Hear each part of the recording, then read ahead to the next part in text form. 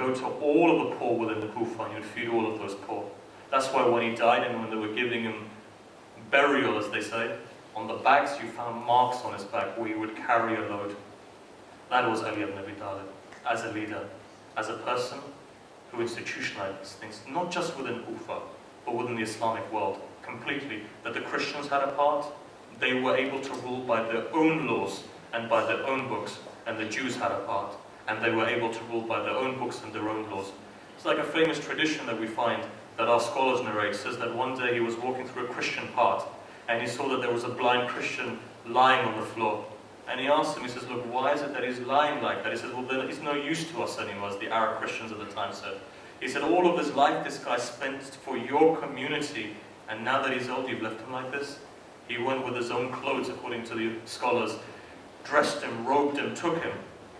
He says, no, every human being has a value, every human being has a worth. So when we talk about this icon, the fact is that the holistic nature has never been understood. Somebody in terms of society, governance, politics, go into spirituality, you find that he's the foundations for many of the mystics afterwards. In fact, when we look at Islam, despite the fact we have so many mystics from the likes of Ibn Arabi onwards, that the entire system of Kabbalah within the Jews developed 900 years ago on the backs of the likes of Ibn Arabi. And today we find that each one of them looks back to Ali ibn Abi Talib as a mystic. That's what they say in psychology, that sometimes you find a leader, the leader may not be the best administrator, or you find the best administrator, they may not be the best orator. Or in the same way you find somebody who's giving, as well as giving, they may not be the most intelligent of people. But when you look at Ali ibn Abi Talib, you find all of the boxes are ticked. You look at the battlefield, and according to the Arabs, the bravest of all warriors, Ali ibn Abi Talib. But when you look at his war ethics, the first person to introduce war ethics, that if a person turns their back against you, don't kill them. And if a person surrenders, don't harass them. Don't chop down trees.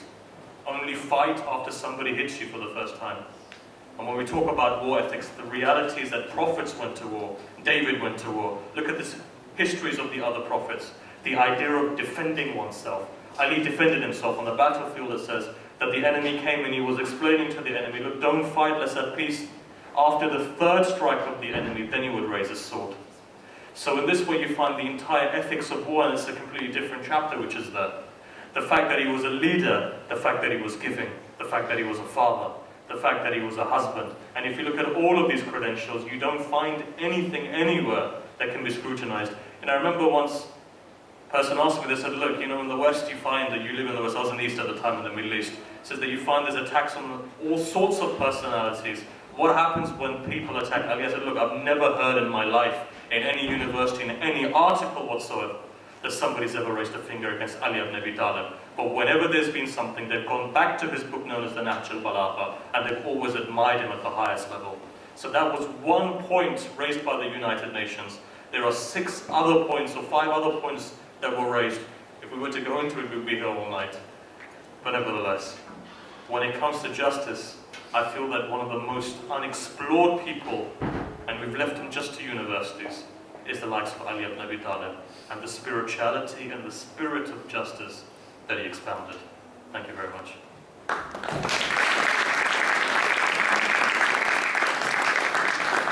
Thank you very much. I'm sure you will agree that these brief talks were enjoyable, knowledgeable, and a nice treat before our fast breaking. May I now request the President of our Jamaat, Sajjad Manji, to offer his thanks and lead us towards the end of the program. Salawat.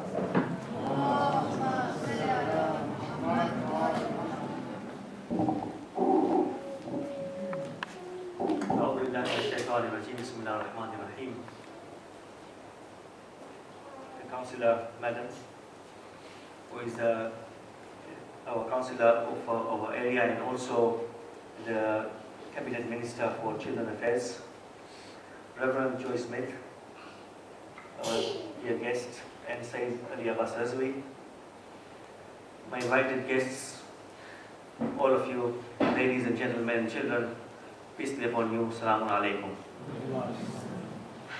On behalf of the Muslim Shia International Jamaat of Essex, I would like to take this opportunity to thank all of you for coming to this program and making this a success. As we said earlier, this is going to be an annual program. It's the second time we are, it's the third year we are running, but in the month of Ramadan, the second time we are doing it. And we are hopeful that we'll invite you again next year, and that you will come again next year. And we increase and improve relationship within our communities. I would give special mention of thanks to Reverend Smith and to Sayyid Ali Abbas Rizvi for accepting our invitation to come here and give us a wonderful speech. And we have really learned a lot today. Before I finish, we've got a little token of appreciation to give to our guests. May I request Sister Nikhat Tajwani to please to come forward and present the token of appreciation to Reverend Joy Smith.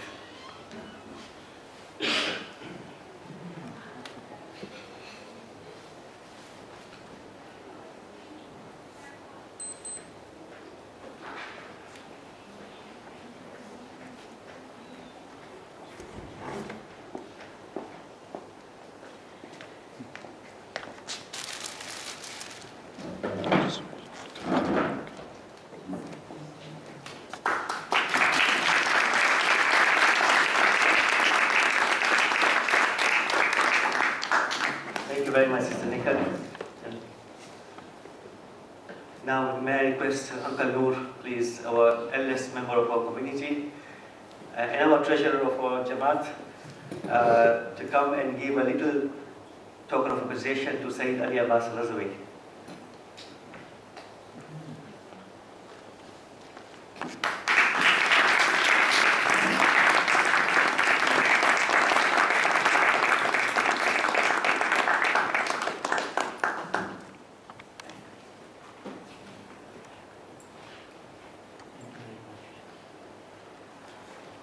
I hope you have all enjoyed this evening, and what is going to happen now, in about 5 minutes time, it is going to be our prayer time, which we'll all go inside and say our prayers. You are welcome to come and sit down and see that we are praying.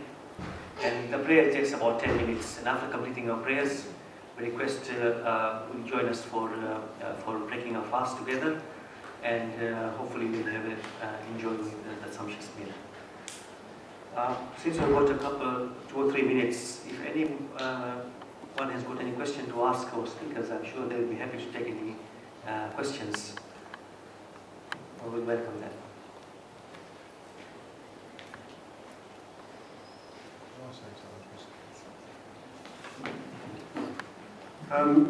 I didn't have a speaking part tonight. I was just invited here.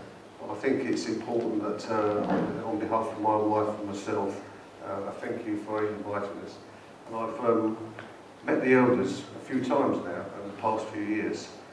I am the local city councillor, but I represent the community for the Essex County Council. And I have the privilege of being what they call the cabinet member. It sounds very important, but it's a cabinet member for families and children throughout Essex. And as was indicated, you know, one could say I am in a position of power. It's not gone to my head, I can assure you. And I have great privilege because I represent communities, and I travel all around Essex, and I meet all sorts of cultures and faiths, and I share meals with them and drink with them, and we exchange views.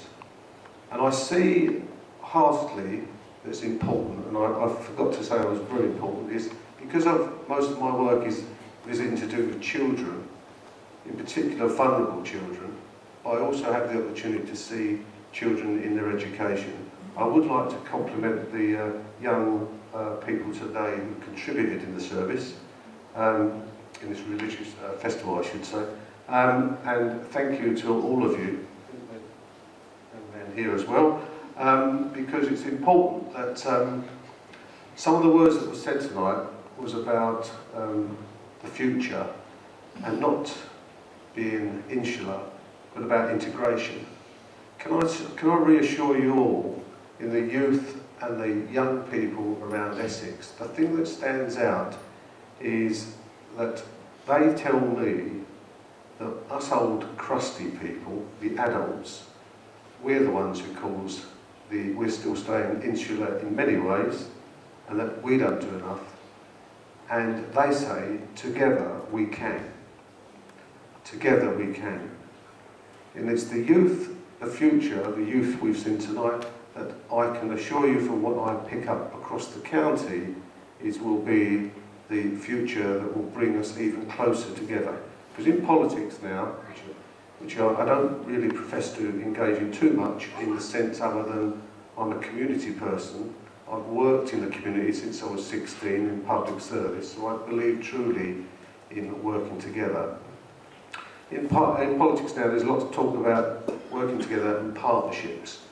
But frustratingly is many of the leaders in these different organisations are still very much traditional, and we need to bring them out like the frogs, jump out the silos and actually work together. But it will be the youth that will take us further forward. I can assure you that by the enthusiasm that I pick up. As they say, together we can. I didn't just make that up, by the way, because it's on the wall there, actually from the students of this school. But it is actually very much sums up what I pick up across the county. So I just wanted to take the opportunity to thank yourselves, the elders in particular, who invited me, and Catherine, and any guests who've been invited here. On your behalf, thank you for allowing us to partake in your festival, and we look forward to sharing food with you after prayer. Thank you very much.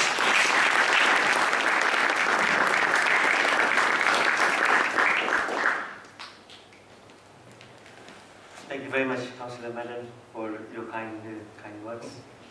And really, it's very enlightening to see the amount of work that councillors do. I mean, I've been doing since the time we met last time, since you were 16, and the amount of work you're doing is tremendous. Thank you very much. We're now approaching the time for prayers, and we request everyone to proceed towards the room for the prayers.